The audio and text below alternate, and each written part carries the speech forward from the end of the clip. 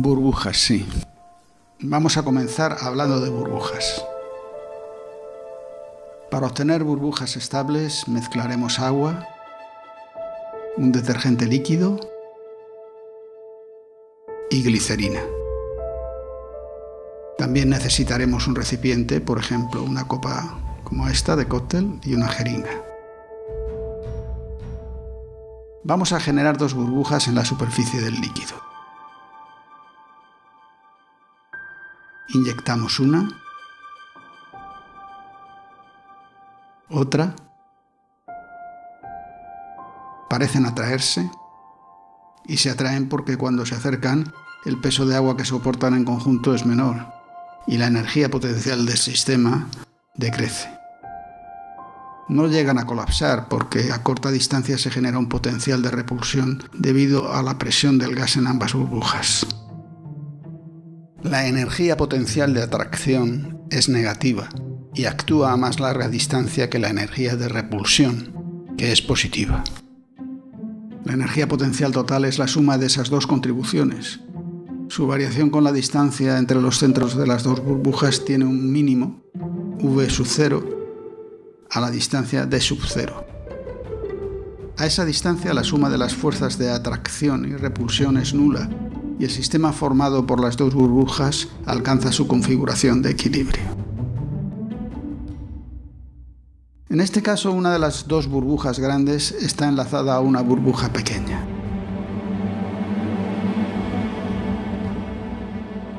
Cuando las 2 burbujas grandes se unen, la pequeña migra hasta alcanzar el pozo de energía formado por las 2 mayores, generándose una triple unión. Con un poco de paciencia podemos recubrir la copa con 7 burbujas de tamaños similares. La superficie de contacto entre las burbujas es plana y en las uniones triples los planos de contacto forman un ángulo próximo a los 120 grados. Si inyectamos múltiples burbujas del mismo tamaño, se genera un agregado con una pauta repetitiva. Las 3 primeras se disponen formando un triángulo equilátero. A medida que el número de burbujas aumenta, cada burbuja se rodea de 6 primeras vecinas, de manera que podemos dibujar un hexágono regular a su alrededor.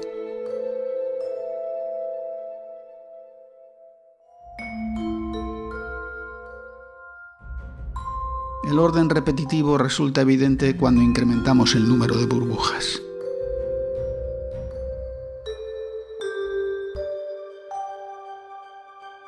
La celda unidad es un rombo y el grupo de simetría espacial bidimensional P6M, con ejes senarios en el centro de las burbujas y ejes ternarios en el centro de las uniones triangulares.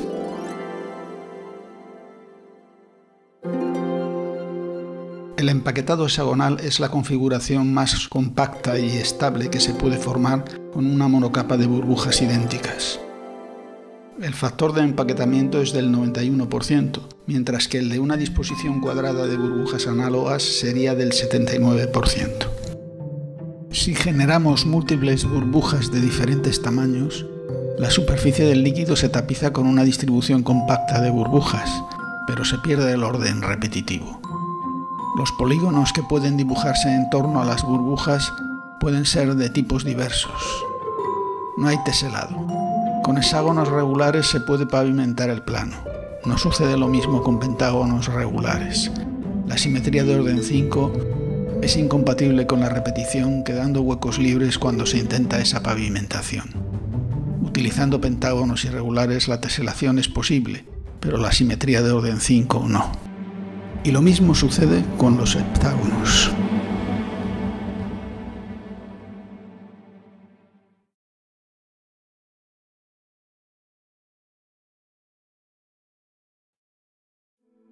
Las burbujas proporcionan un modelo intuitivo para describir los enlaces interatómicos.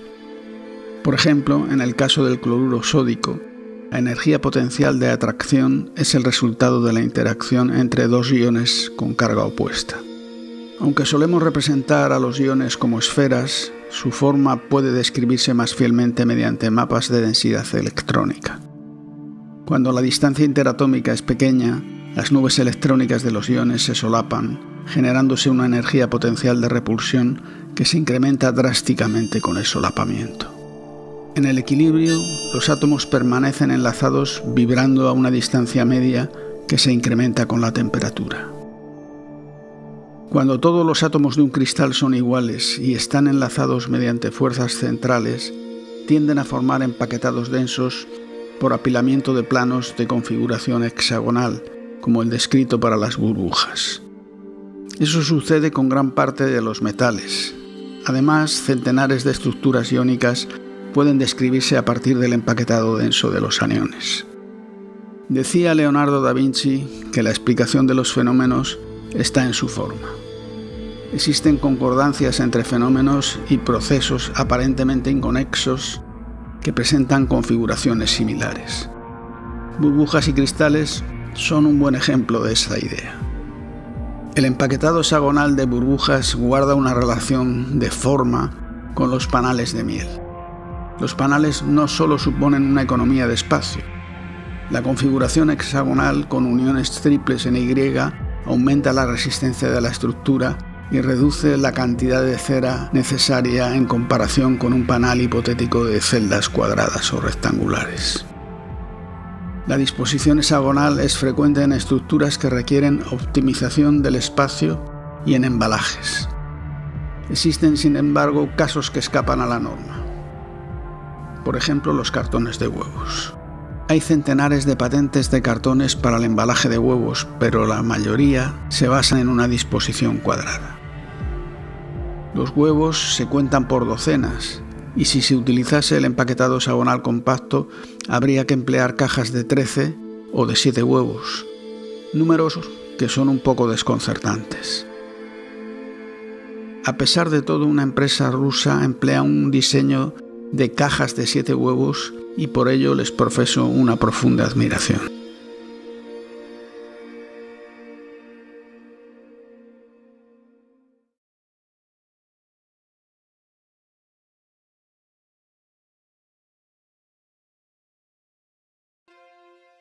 Siguiendo el método de Leonardo, también podemos interpretar la configuración poligonal en parajes salinos como Badwater, en el Valle de la Muerte. El paisaje es inhóspito. Se debe a la ruptura poligonal de las costras evaporíticas que se desarrollan durante la desecación de lagos salinos y al crecimiento posterior de sales en sus juntas. Los polígonos son irregulares, pero reflejan una tendencia al desarrollo hexagonal marcada por la formación de uniones en Y. Lo mismo podría decirse de las grietas de desecación que se forman en terrenos arcillosos en periodos de sequía.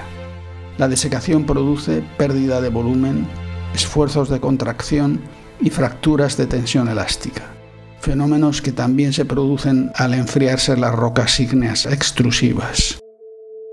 Cuando una masa de lava se enfría, se recubre de una costra sólida y regular que impide que el magma subyacente se enfríe rápidamente.